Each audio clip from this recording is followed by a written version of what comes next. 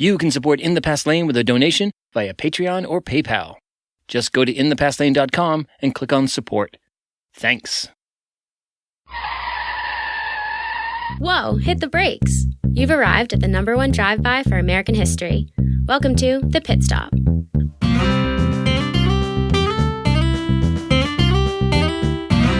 Brought to you by In the Past Lane, the podcast about history and why it matters. Here's Edward T. O'Donnell, your host and historian at large.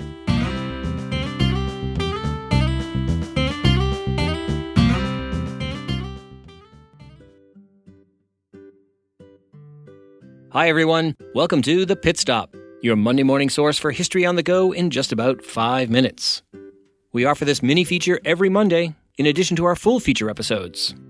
Here's what happened in American history the week of August 27th, 2018. August 27th, 1908, that's the birthday of the 36th President of the United States, Lyndon B. Johnson, who was born in Stonewall, Texas. Johnson assumed the presidency following the assassination of John F. Kennedy in 1963. In the course of his 5 years as president, LBJ achieves the ultimate mixed legacy. On the one hand, he's widely praised for playing a decisive role in gaining the passage of the Civil Rights Act in 1964 and the Voting Rights Act in 1965. But LBJ is also remembered for his decision to escalate the war in Vietnam, a move that cost the lives of 58,000 U.S. military personnel, not to mention 2 million citizens of Vietnam. Lyndon Johnson once spoke of how hard it was to be president by saying, "Being president is like being a jackass in a hailstorm. There's nothing to do but to stand there and take it." August 29th is the birthday of two legends of American music. Jazz legend Charlie Parker was born August 29th, 1920 in Kansas City, Kansas. And pop star Michael Jackson was born in Gary, Indiana on August 29th, 1958. August 30th is the birthday of the Kingfisher, also known as Huey P. Long. Long was a colorful governor and later U.S. Senator from Louisiana in the 1930s. Long gained a national following through his activism on behalf of the poor during the Great Depression.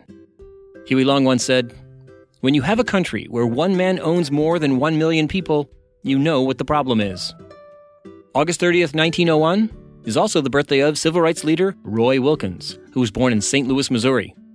Wilkins once said of President Eisenhower's go-slow approach to civil rights, quote, "President Eisenhower was a fine general and a good, decent man. But if he had fought World War II the way he fought for civil rights, we would all be speaking German now." August 30th, 1918, that's the 100th birthday of the man many consider to be the greatest baseball hitter of all time, Ted Williams, who was born in 1918 in San Diego, California. Williams was the last Major League player to hit 400. And when asked about it once, he said, "If I was being paid $30,000 a year, the very least I could do was hit 400. Okay, let's talk about events. August 28th, 1963, Martin Luther King Jr. led hundreds of thousands of supporters in the famous March on Washington. The event culminated in King's legendary address, his I Have a Dream speech. This speech, especially the I Have a Dream portion, has achieved iconic status in American history. But it's often misrepresented by journalists and political leaders who want to depict Martin Luther King as a man whose only message was a call for peaceful coexistence. The reality is, King was a radical in the great American tradition of radicals, and he offered a fierce critique of racism and the political, social, and economic institutions in America that upheld it. That would explain why, in 1963, on the eve of the March on Washington, a Gallup poll revealed that 75% of Americans opposed the event, and 75% of Americans had a negative view of Martin Luther King. August 30th, 1967, Thurgood Marshall was confirmed as the first African-American justice on the United States Supreme Court. September 1st, 1864, the city of Atlanta, Georgia, fell to Union forces under the command of General William Tecumseh Sherman. It proved a pivotal turning point in the latter years of the war.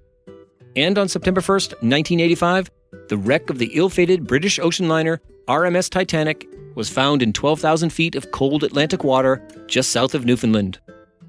Okay, time for the last word. Let's give it to John Lewis.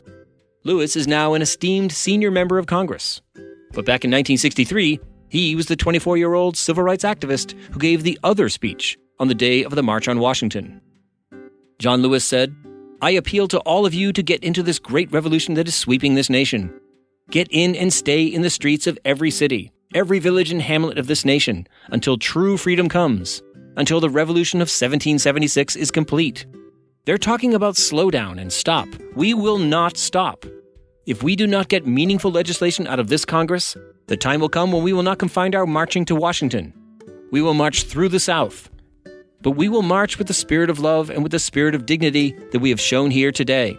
By the force of our demands, our determination, and our numbers, we shall splinter the segregated South into 1,000 pieces and put them together in the image of God and democracy. We must say, wake up, America, wake up, for we cannot stop, and we will not and cannot be patient. Okay, people, that's your history fix for the week. Now put it in drive and go make your own history.